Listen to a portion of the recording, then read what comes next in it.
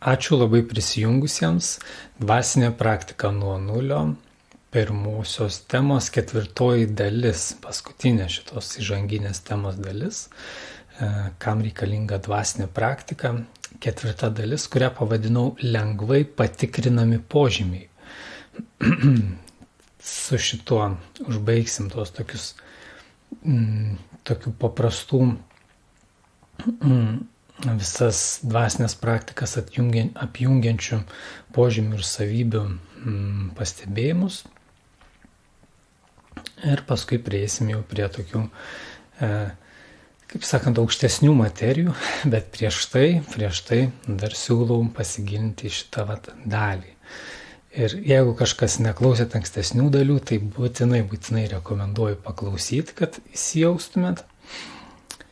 Ir kaip visada, ačiū už pasisakymus, kas dalinosi savo mintimis, kas dar nespėjo pasidalinti, tai kaip visada prašau nebijoti, išdrįsti, nes ypatingai tų, kurie rečiau pasisako, ar dar iš vis net nebandė, ypatingai jų mintis gali būti unikalios, gali būti tos, kurių, kaip sakant, kiti nepasakė, kiti nežino. Arba netgi jeigu pasikartosit kažką, ką kiti sakė, mes pamatysim, kokios labiau yra tendencijos ir taip vieni kitus to pačiu labiau pažinsim. Taigi ir kaip visada rekomenduoju turėti rašymo priemonę, susirašyti kylančias mintis ir abejonės ir paskui parašyti komentaruose. O aš taip pat turėsiu kaip visada keletą klausimų pabaigoje. Taigi toliau gilinamės pamažytę detalę ir prieš aptariant požymius, kuriuos norėsiu išvardinti, siūlau dar prisiminti tas kategorijas, kad dvasinė praktika gali būti grina, tai yra grinai nesavanaudiškų tikslų vedama, grinai dvasinių tikslų vedama, taip pat gali būti materialistinė dvasinė praktika, tai yra, kai žmogus turi kažkokių materialių norų ir tiesiog dėl jų materialių savanaudiškų norų ar dėl savo, tarkim, šeimos, dėl ko bebūtų, bet viskas susijęs su savo, dėl savo šeimos, savo šalies ir taip toliau kažkokių materialių tikslų ir norų. Tai yra materialistinė praktika ir gali būti maišyta, tai yra truputis tų dvasinių norų, truputis materialių norų. Tai ir primenu, kad ko mes siekiam, kad ir kokioj pozicijoje bebūtume, ar mes tiesiog jau tokie esam, kad atėjom su materialiais norais ir tai yra visiškai normalu, ar atėjom su maišytais norais, kad bet kuriuo atveju tas dvasinės praktikos kelias idealu, jeigu jis bus palaipsniškas. Tai yra nebus šokama, kaip minėjau anksčiau, nebus šokama aukščiau virš bambos, o bus tiesiog palaipsniškai judama, bandoma suprasti, ko tu dabar nori, dėl ko tu to nori ir bandoma suprasti, ką dar gali duoti ta dvasinė praktika, dvasinis kelias, kam jis apskritai yra skirtas, kas ten laukia jo pabaigoje. Tai va, bet dabar kalbėsime apie pabaigą, o apie, sakykime, patikrinamus požymius, apie tai, kas lengvai patikrinama, aišku, irgi sąlyginai, nes žmogus, kad jį patikrinti ar stebėtis, turėtų būti atviras, nuoširdus, arba kažkas, kas jį stebi, turėtų būti labai žvalgus, arba pats žmogus tave stebėdamas turi būti labai atviras su savimi, kad tai pastebėti. Tačiau yra tokie požymiai ir pabandykime juos pasigilinti. Aš išskyriau 9, konkrečiai 9 požymius. Tai pirmas požymis būtų nesavanaudiškumas. Tai jau pradžioju kažkiek užvedžiu ant to, kad be abejo bet kuri dvasinė praktika veda į tai, kad mažėja savanaudiškumo ir daugėja nesavanaudiškumo. Nes kaip bebūtų žmogaus sąmonė plečiasi, jis pamato, kad jisai nėra pasaulio centras. Ir iš pradžių gal pradeda pastebėti, kad jo aplinkoje artimiausiai yra kažkas, kas taip pat yra, dėl ko taip pat verta stengtis. tai yra šeimos nariai, giminė, bendradarbiai, kaimynai, tavo miesto gyventojai, šalies gyventojai, kitų šalių gyventojai ir galiausiai žemės gyventojai, ne tik žmonės, galiausiai gyvūnai, visų būtybių gerovė ir taip toliau. Ir tas plečiasi nesavanaudiškumas, kol galiausiai suvokiamas nesavanaudiškumo kaip ir realizacijos galimybė santykyje su Dievu. Aišku, gal nuo pat pradžių tai kažkiek auga, bet tai taip pat plečiasi tas suvokimas. Dievas tampa nebe kažkokiu abstrakčiu filosofiniu subjektu, bet tampa gyvenimo realybė.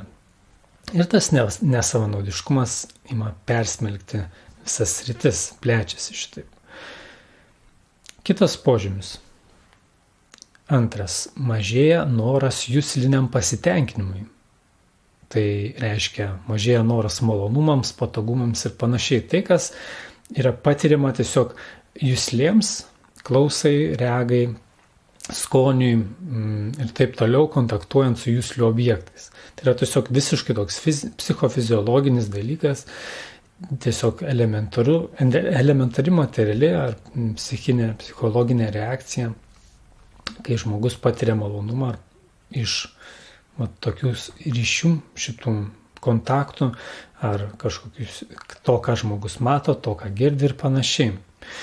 Tai paprastai žmonės to tikrai siekia, jeigu žmogus, tarkim, dirba, sunkiai dirba, siekia karjeros ir taip toliau, jis jau siekia, dažniausiai to siekia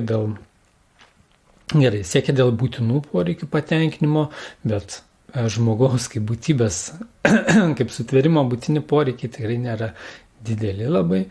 Tai dažniausiai vis tik prisideda noras patogumų, malonumų, prestižo ir daugybės kitų dalykų. Galiausiai vis aukštyn kylant prisideda tokie psichologiniai labiau jusliniai norai, tai yra garbė, šlovė, pripažinimas ir taip toliau.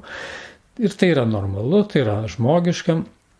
Tačiau tas dvasinės praktikos kelias, kad žmogus praktikuoja kažką kasdien, mėnesį, metus, 2 metus, 3 metus, jis galiausiai pastebi, kad jam to vis mažiau reikia. Jisai gali ir be to patogumo jau ir be to patogumo arba be to malonumo, prie ko buvo įpratęs, kad būtinai jam reikia kiekvieną, tarkim, savaitgalį ir kiekvieną vakarą kažką tokio padaryti, kas suteikia jam tą juslinį džiaugsmą, juslinį pasitenkinimą. Ir jisai mato, kad jis gali ir be to, jis gali padaryti netgi tuo metu tą malonumą iškeisti kažkokį tai, sakykime, netgi darbą, netgi kažkokios naudos darimą kitiems. Toks po truputį palaipsninis vyksta procesas. Ir jis irgi yra labai gilus, turintis daug šaknų, šaknelių. Gyvenime žmogus pastebi, kad tai yra netgi kiekvienos akimirkos sprendimas yra susijęs, ar tu sieki kažkokio malonumo iš to, ar kažkokio patogumo, ar tu nesieki. Ir save žmogus pradeda pagauti.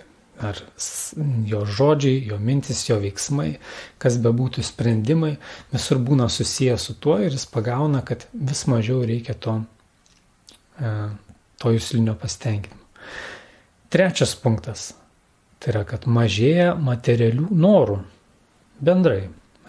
Ten minėjau apie juslinį pasitenkinimą, taip įvardinama, o čia yra materialūs norai bendrai.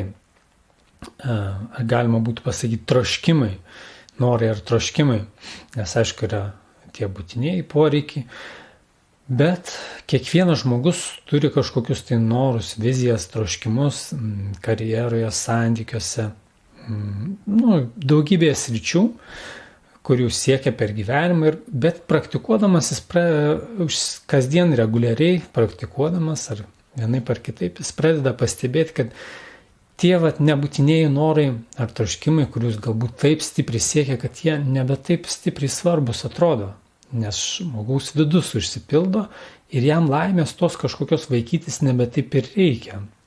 Jis pastebi, kad jis gali daryti kažkokius tos veiksmus, turėti tos siekius, bet jeigu tai susijęs su jo pareigom, jo atsakomybėm, jeigu tai duos naudą visiems, ne tik jam, ne tik kažkokį juslinį pasitenkinimą, arba iš vis jo gal net neduos to pasitenkinimo, bet jis matys, kad tai duos naudą visiems, tai yra vertinga, tai prasminga, tai yra dorybinga, jis galės siekti tų dalykų, jis kaip ir jausis, kad, aš to galiu siekti toliau, bet jeigu tai nėra nei kažkaip vertinga visiems, nei tai yra dorybinga, nei tai, sakykime, arba tai yra irgi kažkokie jusliniai dalykai, nebūtinai dėl savęs, bet dėl kitų, tiesiog pataikavimas juslėms, tai yra susiję, tarkim, su tuo, jis matys, kad gal to net ir nebereikia. To ir nebereikia, nes aš jaučiuosi laimingas visai iš kitų dalykų, kodėl aš negalėčiau žmonėms irgi padėti būti laimingais iš to, kas yra gilu ir vertinga, bet ne iš kažkokių laikinų dalykų, jeigu tai nėra būtini dalykai. Tai toks pastebėjimas, kad mažėja materialių norų bendrai. 5 punktas. Atsiprašau, peršokom. Kaip čia taip gausi? Gerai, 4 punktas. 4 punktas tai bus, pasirodo vis dėlto mažiau, ne 9. 4 punktas bus daugėja dvasinių norų. Taip, tai yra elementaru. Jeigu mažėja vienų, tada daugėja kitų. Ir čia tokia jau sudėtingesnė dalis, aišku, sunkiau patikrinama. Bet tai yra labai natūralus dalykas, nes jeigu žmogui dėl kažkokių, valios pastangų, asketiškumo jo ryžto, jis tiesiog sumažina, ar laikinai tiesiog įsikvėpęs kažkokios energijos, dvasinės nuotaikos, įsikvėpęs jis laikui kažkuriam sugeba atitraukti šitos materialius poreikius, tai nebūtinai dar kyla tie dvasiniai norai. Tik tai jau truputį, kaip sakant, labiau pajutus gylį tos dvasinės praktikos, labiau patyrus skonį dvasinės praktikos ir to, kas su jie susiję, tada ima augti ir tie dvasiniai norai, ima jų daugėti. Jeigu žmogus, tarkim, jam užteko ten 1 minutę pasimelsti arba pamedituoti per dieną ar kažkokius šventraščius paskaityti, jis mano, kad aš norėčiau daugiau tam skirti laiko, norėčiau giliau į tai eiti, norėčiau daugiau sužinoti kitų patirtis apie tai ir taip toliau, arba išbandyti kažkokias papildomas, stipresnės dvasinės praktikas, arba su ta jo pasirinkta praktika susijusias detalės. Noriu kažko daugiau, daugiau save atiduoti, daugiau save išbandyti ir giliau patirti šitos dalykus. Taigi, tai po truputį keičiasi praktikuojant. Sekantis dalykas, tai yra 5, kyla sąmoningumas arba aukštėja sąmoningumas, plečiasi sąmoningumas. Ką tai reiškia? Tai akivaizdu, kad vien jau tie procesai dvasinės praktikos duoda ramybę, duoda koncentraciją, vien jau tai plečia sąmonę, žmogus tampa atidesnis, pastabesnis tiek savo mintims, tiek tam, kas vyksta jo viduje, tiek tam, ką jis daro išorėje, tiek kitiems žmonėms ir taip toliau. Taigi, ir tas pastabumas, tas nuoseklumas, tas, sakykime, koncentruotumas duoda, aišku, ir naujas patirtis, naujas įžvalgas ir ko pasekoje žmogus apskritai ima kitaip vertinti dalykus truputėlį. Netgi tuos pačius, kas jam atrodė visiškai vienaip, atrodė visiškai čia viskas gerai su, tarkim, kažkuo tai, bet po to jis pradeda matyti, tarkim, žalingi įpročiai ar dar kažkas, dėl ko jie natūraliai atkrenta, jeigu žmogus užsima dvasinę praktiką nuosekliai, nes sąmonė plečiasi ir tiesiog žmogus pradeda matyti, jo, ten buvo kažkas negerame, bet aš tiksliai matau, dėl ko tai yra, ką tai negero duoda ir kad tai nieko gero neduoda. Netgi jeigu atrodė, kad tai kažkas gero buvo, vis tik matau, kad laiko eigoje tai te buvo apgaulė, kuri atrodo, kad duoda gerą, bet paskui atima dar daugiau. Čia toks elementarus pavyzdys. Tai kad arba mano veiksmai su kitais, kažkokie, tarkim, vėl su to pačiu savanaudiškumu susiję, arba su kažkokiu grubumu, atmestinumu, negebėjimu, nenoru suprasti kito išgyvenimus ir jausmus ir panašiai, nes atrodo, tarkim, svarbiausia vis tiek yra tai, ką aš suprantu, tai, ką aš žinau, aš esu teisingesnis prieš kitus, dažnai taip pat ego diktuoja tokias mintis. Bet plečiantis sąmonį, žmogus vis dėlto pradeda suprasti daugiau, pastebėti tų detalių, ne tik savy, bet ir kituose, kur kiti žmonės irgi yra teisūs, jie yra vertingi, jie yra, sakykime, iš jų galima daug ko išmokti ir panašiai. Tai kyla sąmonė, kyla sąmoningumas. Ir šeštas, aukštėja vertybės, taip sakykime, kadangi kyla sąmoningumas, keičiasi santykiai su žmonėmis, keičiasi požiūris į daugam, tai automatiškai tai, kas buvo kažkada vertinga, atrodo, čia pats geriausias dalykas, man to užtenka, pradedi matyti, kad tai vis dėl to nėra taip vertinga, arba iš vis yra nevertinga, arba netgi žalinga, kad ir kas tai bebūtų. Ir pradeda aukštesni dalykai atrodyti vertingesni, įskaitant dorybę, tas pats nesavanaudiškumas, jau tai žmogus pradeda suprasti, sąmoningai suprasti kaip vertybę, kaip siekiamybę. Ne tai, kad jam tiesiog, jis pajuto, jis tai pasielgė, pradėjo elgtis, bet čia jau žmogus pradeda sąmoningai to ieškoti, to siekti, to norėti, apie tai galvoti ir tai planuoti. Kur tai bebūtų karjeroje, santykiuose, gyvenimo būde ir panašiai. Poilsyje, daugybėje dalykų, visai kitos vertybės pradeda kilti į paviršių. Taip.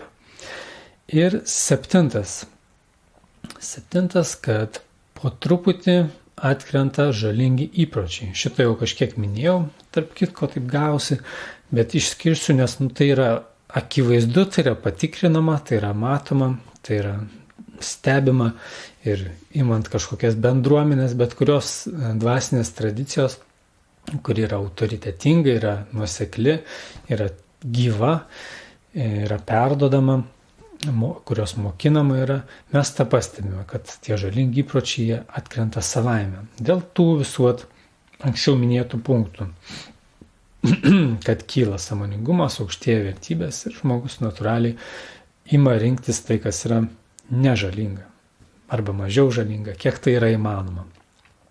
Tai va.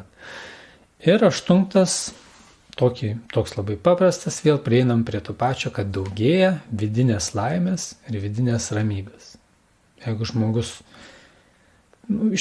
tai gal nėra taip lengva pamatyti, nei savyje pačiame iš karto, reikia pasverti, pagalvoti, koks tu buvai prieš tai. Kai kurie dalykai, jo tokie yra klastingi, nes pastebima, kad netgi labai nelaimingi žmonės, netgi labai kenčiantis, depresuojantis ir neturintis vilties ir prasmės, jie dienos metu kažkokie formalioje aplinkoje, jie gali atrodyti patys laimingiausi. Ne iš vieno esu tą girdėjęs, iš žmonių labai sėkmingų versle, gyvenime, karjeroje, kurie sako, nuoširdžiai atvirai taip sako, duodami interviu ar kalbėdami asmeniškai, sako, tai yra tiesiog mano kaukė. Nes aš, tiesiog mano kaukė, bet grįžęs namo aš verkiu, aš jaučiuosi beprasmiškai ir taip toliau. Ir aš kankinuosi. Taigi, o dvasinė praktika po biškį veda iš to, kad žmogus likęs su savim vienas, apmąstęs savo mintis, jis jaučia, kad man viskas daug geriau negu buvo prieš tai, negu kai aš buvau susikoncentravęs į tuos laikinus dalykus ir bandydamas išspausti tą laimę iš jų.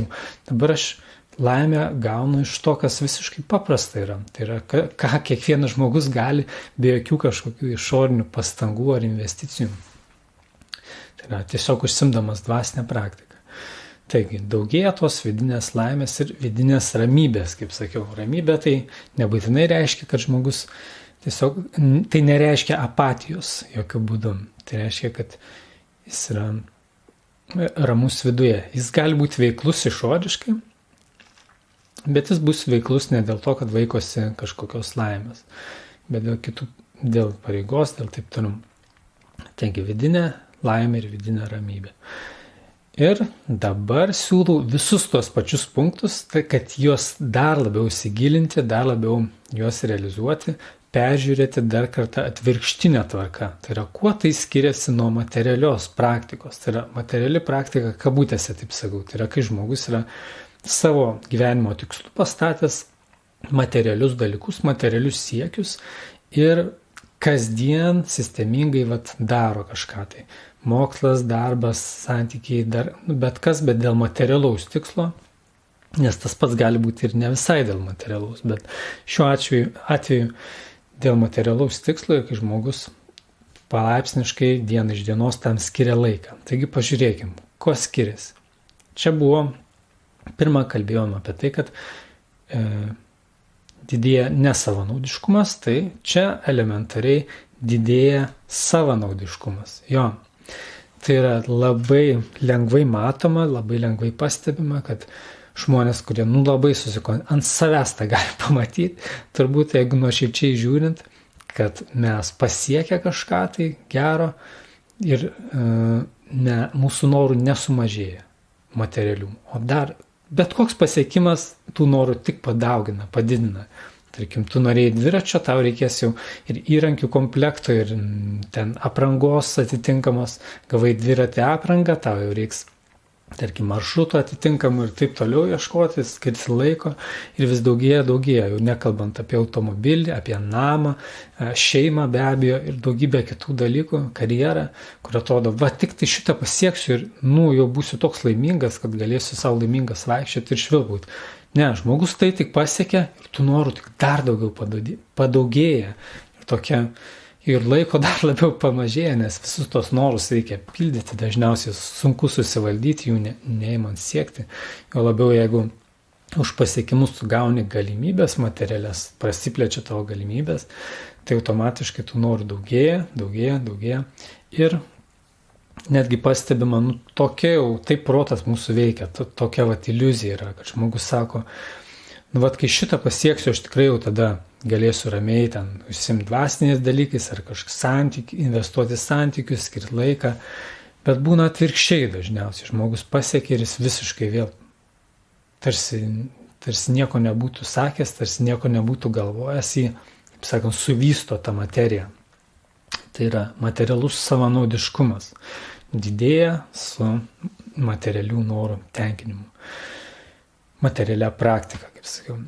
Kitas punktas tai yra didėja noras jusliniam pasitenkinimui. Kai su dvasinė praktika mažėja, tai su materialia praktika didėja. Ir tai panašu, ką kalbėjau prieš tai, tik tai dar toks išskirimas labiau.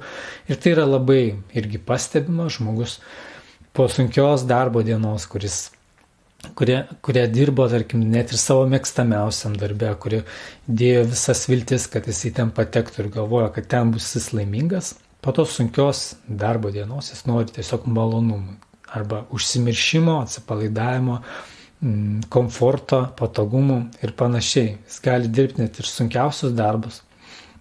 Ar tai bus sunkiausias, ar lengviausias, ar mėgstamiausias, ar nemėgstamiausias, jis vis tiek norės malonumų. Jo? Dažniausiai tai būna po sunkaus darbo. Ir tai skiriasi, tai yra sunku pastebėti, sunku prie to prieiti iš karto, bet tai skiriasi užsiimant dvasinę praktiką, dvasinę veiklą.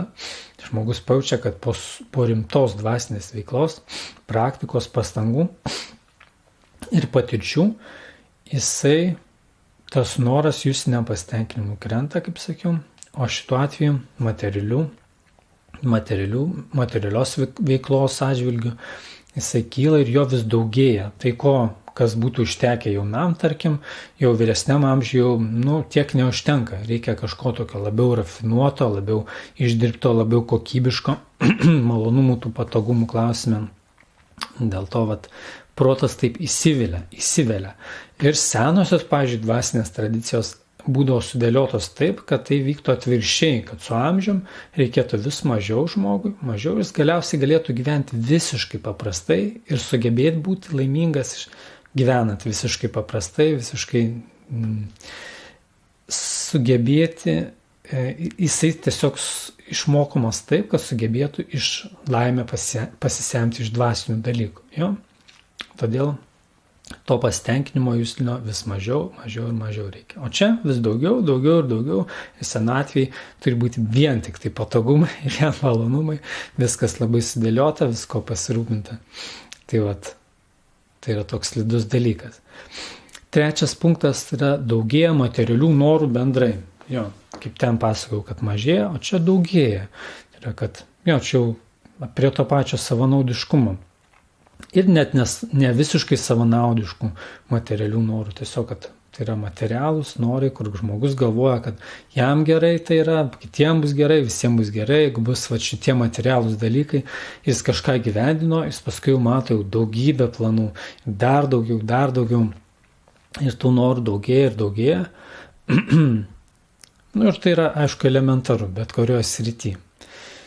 Ir aišku, tai visiškai nebūtinai duoda laimę, jeigu nėra to gilaus užsipildymo. Tai tampa tiesiog azartu ir kaip žmonės, pavyzdžiai elementarų siekia karjeros, bet net ir pasiekia labai aukštą kažkokį karjeros lygį, laiptelį, kur ten yra daugybė materialių atsakomybių ir galimybių, žmogus visiškai nebūtinai tampa laimingesnis nuo tada, kai jis buvo, tarkim, visiškai niekas ta karjeros prasme. Tai va, ir ketvirtas punktas. Mažėja dvasinių norų. Jo, kadangi ten buvo su dvasinė praktika, jų daugėja dvasinių norų, o čia mažėja. Jeigu jis, tarkim, turėjo, jo tradicija tokia buvo, ten nueiti į šventyklą, į bažnyčią, ar, tarkim, švęsti ten tradicijas kažkokias šventes paminėti, tai to vis mažiau žmogui reikia. Jis jau tiek tų materialių norų turi, kad jis ir nebespėja ir jam tai net taip vertinga. Jis gali, čia nebūtina pagal tradiciją, galima kažkaip tiesiog šiaip sau, tiesiog su kažkokiu malonumu, pramogų tą dieną įsidėti, patirti ir panašiai. Ir taip skiedžiasi ta dvasinė praktika ir dvasiniai norai, kad jų galiausiai apskritai nebelieka, jeigu žmogus labai susikoncentravęs į materialius tikslus. Taip, turbūt aiškus dalykas. Ir su tuo ateina penktas punktas, tai yra, kad krenta sąmoningumas. Krenta sąmoningumas, tas bendras toksai žmogus darosi atsainesnis tiek savo, tiems gilesniems sąžinės poreikiams ir pastebėjimams, tiek kitų. Jo, todėl tai, kas, tarkim, buvo nelabai vertinga, nelabai prasminga, gal nelabai dorybinga, žmogui darosi po biškį vis daugiau priimtina. Taip, elementarus toks dalykas. Ir vis mažiau suprantama, netgi mažiau suprantama tai, kas buvo suprantama anksčiau. Jo, tą tikrai galima pastebėti, kas, tarkim, turi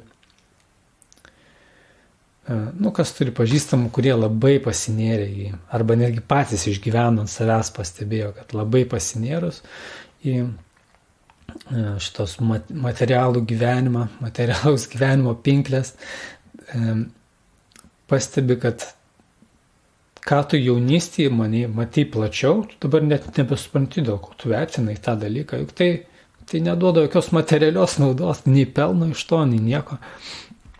Jo, taigi, krenta sąmoningumas. Ir šeštas, kaip ten buvo aukštėja vertybės, tai čia natūraliai žemėja, nes sąmoningumui krentant, traukiantis, žmogus tą laimę, net ir materialę, randa vis siauresniam kažkokiam spektre ir žemesniam spektre, kur galbūt ir moralė žemesnė, ir etika, ir atjautos nebereikia tokios, tokie paprastesni vis dalykai, kas ypatingai matoma, tarkim, populiaru pasakose ir kine, kai rodoma, kad karaliam, aukštuomenės žmonėm ir taip toliau, čia ypatingai iš senesnių, tarkim, kūrinių ar filmų, ar literatūros, tokia tiesiog banga buvo tokia, kurioje buvo analizuojama sąmoningai ir nesąmoningai, tam, kad aukštuomeniai atsibosta. Kadangi jeigu ten nėra dvasinių vertybių, dvasinės praktikos, tai netgi tie aukšti rafinuotos kultūros dalykai, jie atsibosta, tiesiog įgrįsta, tas tampa tušti. Žmogus nori kažko paprastesnio, gal netokio dorybingo, netokio moralaus, netokio etiško ir pradeda traukti vis žemesni dalykai, nors aišku, filmuose tai parodoma kaip vertybė. Jo? Nu taip gaunas, nes tai yra įvairovė, tai yra kažkas gyvesnio tarsi. Čia aš nesakau, kad ar ten yra vertingiau ar ten, bet tiesiog, kad po truputį, kaip sakant, paprastėja moralės, etikos ir atjautos klausimuose vertybės, paprastėja ir žemėja. Taip. Galiausiai 7. daugėja žalingų įpročių.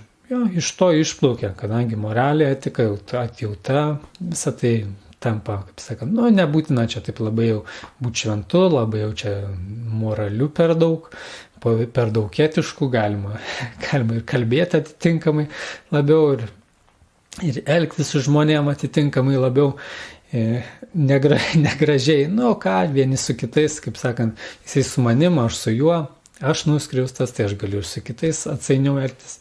Ir taip žmogus savo daugiau leidžia neigiamų dalykų ir tai iš to ateina daugiau žalingų įpročių. Ką irgi jau daug kartų minėjau, kad kaip su dvasinė praktika kylant sąmonėje, jie atkrenta tie žalingi įpročiai, o pasinėrusi materialius dalykus, reikia kažkokiai užmaršties, nes jau visą tai, ką darai, tarkim, žmogaus neužpildė ir jis pasirinko dar labiau eiti tą kryptį, kuri ir davė jam tas nesėkmes, o ne eiti viršun.